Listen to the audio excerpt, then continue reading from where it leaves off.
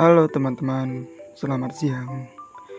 Perkenalkan kami di sini dari kelompok 11. Kami di sini akan memberikan sedikit materi mengenai lingkungan belajar yang efektif. Halo, semoga semuanya dalam keadaan baik. Jadi, di sini saya akan memperkenalkan anggota kelompok kami, yaitu kelompok 11, yang terdiri dari Rindi Octavia dengan NIM 202032411001, Raihan Alika Pratista dengan NIM 202032411012, dan saya sendiri Inaya Oktiviani dengan NIM 202032444028. Nah, teman-teman, pada kesempatan kali ini kita akan membahas mengenai pengertian dari lingkungan belajar yang efektif, dan yang kedua adalah pengaruh waktu terhadap pembelajaran. Termasuk di dalamnya nanti terdapat penjelasan mengenai pengorganisasian dan penggunaan waktu di kelas. Menarik bukan? Maka dari itu terus simak video ini ya. Oke, yang pertama di sini ada apa itu lingkungan belajar yang efektif. Jadi lingkungan belajar yang efektif adalah yang memuat beberapa poin sebagai berikut. Yang pertama ada pengalaman kelas yang positif dan produktif. Yang kedua, mencegah dan menanggapi perilaku buruk. Yang ketiga, menggunakan waktu kelas dengan baik. Yang keempat, menciptakan suasana yang kondusif untuk minat dan penyelidikan. Yang kelima, ada mengizinkan kegiatan yang melibatkan pikiran dan imajinasi siswa. Part 2. Strategi, teknik, dan instruksi. Menyediakan lingkungan belajar yang efektif dengan mencangkup strategi yang digunakan guru untuk menciptakan pengalaman kelas yang positif dan produktif sering disebut manajemen kelas. Strategi untuk menyediakan lingkungan belajar yang efektif tidak hanya mencegah dan menanggapi perilaku buruk, tetapi juga, dan yang lebih penting, menggunakan waktu kelas dengan baik.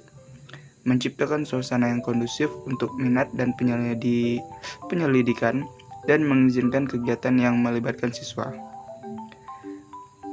Pendekatan yang paling efektif untuk manajemen kelas adalah instruksi yang efektif. Jadi teman-teman, sekarang kita akan membahas topik selanjutnya. Jadi sebenarnya apa sih pengaruh waktu terhadap pembelajaran?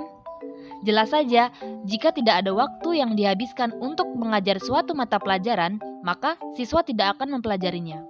Namun sayangnya, meskipun banyak waktu yang dicurahkan atau dipakai untuk mengajar pelajaran memberikan dampak yang positif terhadap prestasi siswa, hal tersebut tidak serta-merta membuat waktu atau jam tambahan di luar jam sekolah biasa berhasil memberikan efek yang luar biasa. Justru seringkali hal tersebut hanya berefek sederhana atau bahkan tidak konsisten. Misalnya, program tambahan yang diadakan di luar hari sekolah biasa, seperti jam tambahan matematika sepulang sekolah atau yang lainnya. Program-program tersebut akan berhasil atau berefek hanya jika guru memberikan instruksi secara intensif dan terarah kepada anak-anak yang memang benar mengalami kesulitan.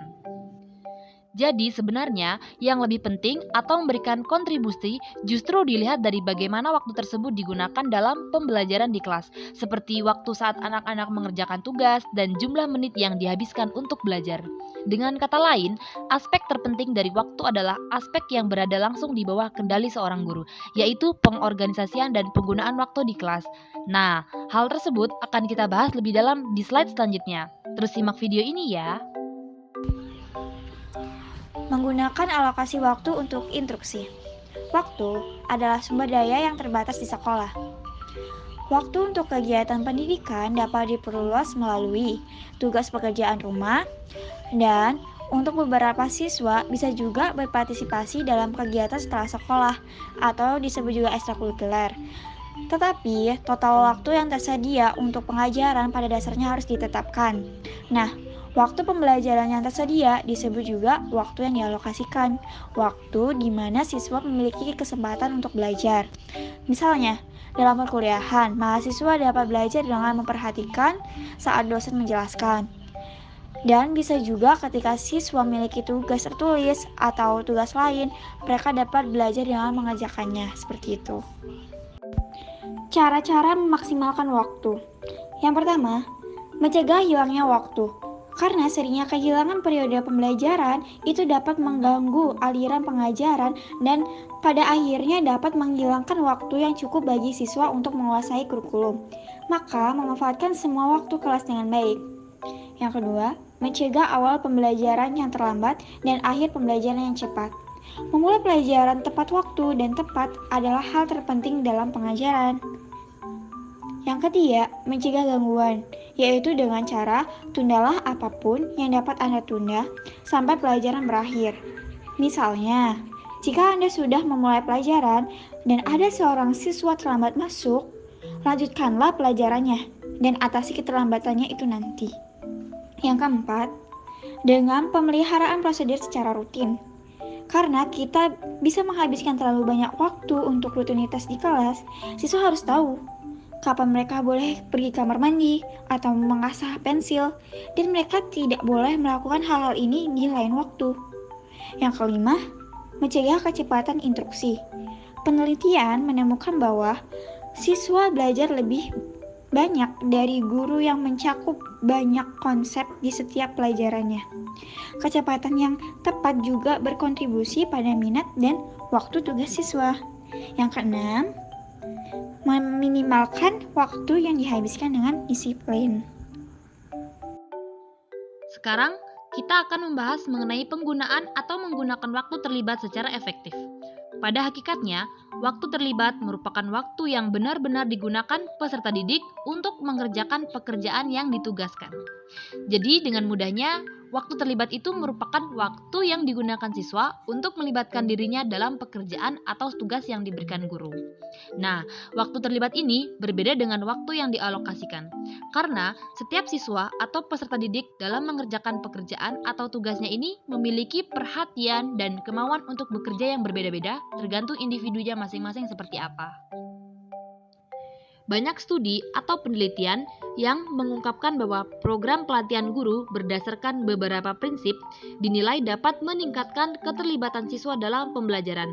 Tentunya, hal tersebut dapat dijadikan sebuah strategi dalam memaksimalkan siswa dalam menggunakan waktu untuk mengerjakan tugas. Nah, prinsip-prinsip tersebut diantaranya adalah 1. Mengajar pelajaran yang menarik. Menurut Kaufman dan kawan-kawan, cara terbaik untuk meningkatkan waktu siswa dalam mengerjakan tugas adalah dengan mengajarkan pelajaran yang menarik dan relevan dengan minat mereka, sehingga siswa akan memperhatikan dan dengan semangat melakukan apa yang diminta.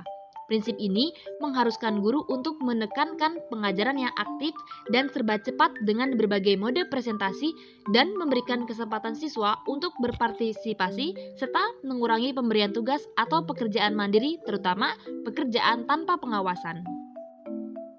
Prinsip yang kedua adalah mengelola transisi. Transisi adalah perubahan atau pergantian dari satu aktivitas ke aktivitas lainnya. Misalnya, dari belajar bersama ke belajar mandiri, dari mata pelajaran matematika ke mata pelajaran bahasa Indonesia, atau dari jam pelajaran ke jam istirahat.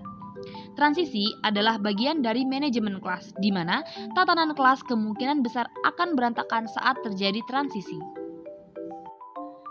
Kemudian prinsip yang ketiga adalah menjaga kefokusan selama pelajaran.